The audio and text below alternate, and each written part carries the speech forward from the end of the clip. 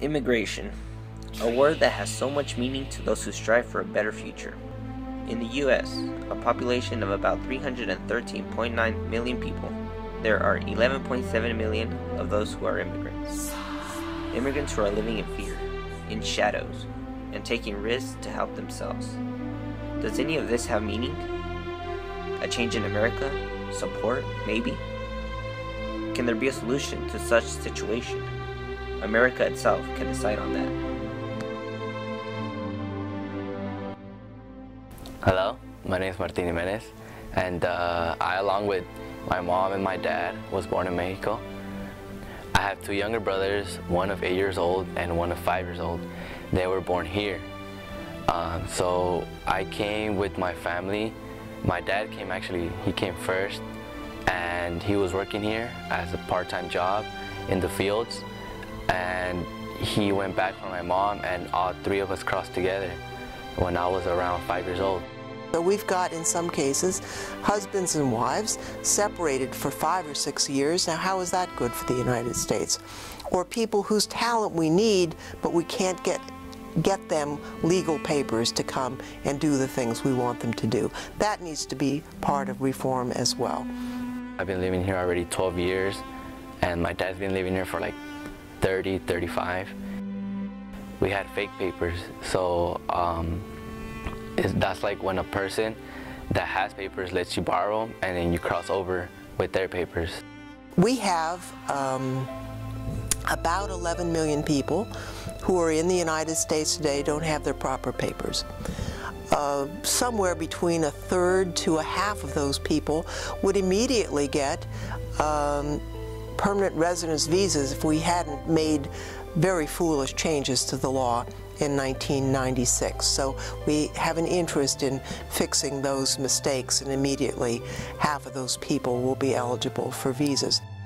We get in so much trouble for it, but we still took a risk because to come here to the U.S. is a better way of life, an easier way of life than in Mexico, because it's harder to get a job there and it's harder to get money compared to here, because here is the opportunities to life.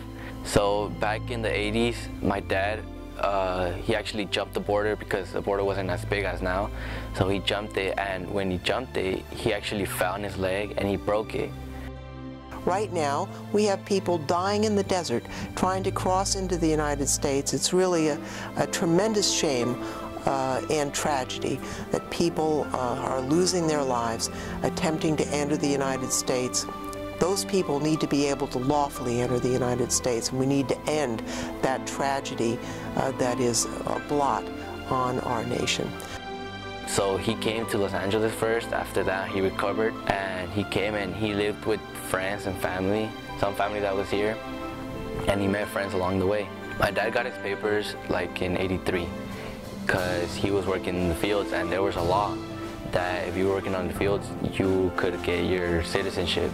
So he applied to that, and within 10 years, he got his citizenship. The shortest cases would probably take about 3 or 4 months. Longer cases could take a year or more to process. Some cases that are in court could actually take 2 or 3 years, or even more. So it depends on the type of case it is, but it's not quick. It's not going to be like overnight or in a week or two. It's going to be months at least. It's everything from people who are picking our vegetables, who are immigrants, to who are inventing the next new thing in Silicon Valley. Immigrants are very important to the economy of this country, and immigrants help create economic activity.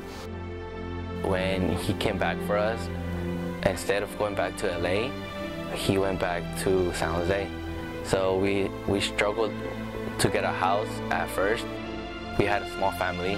My dad didn't mind having an apartment. So we got an apartment with my brother of 2 years old, me of 7, my mom, and my dad. All 4 of us lived in an apartment, and we went to apartment to apartment. We went like to 3 apartments. Families are starting to establish themselves, buy houses, buy cars. What's going to happen with everything if they have to move suddenly? You know, with all the things that they have put together, built as a family. And I think that's also a huge concern.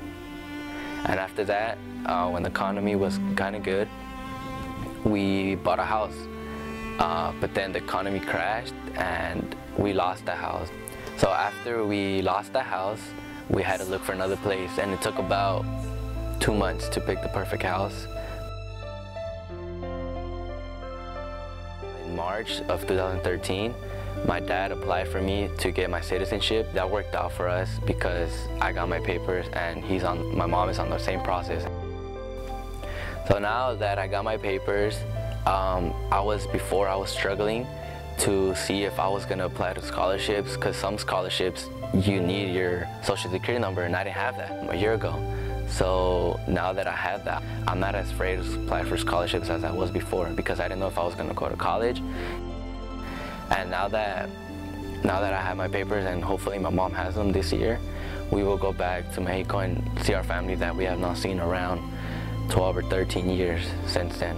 And you can multiply that story out by the thousands and millions immigrants made the United States. Take a look at Silicon Valley.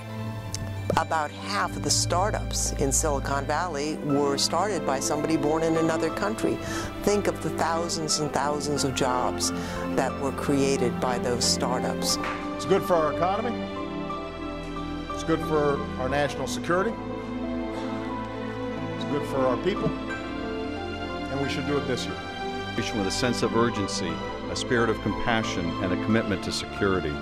We believe it actually is a wonderful element in resolving this budget and fiscal fight that we have.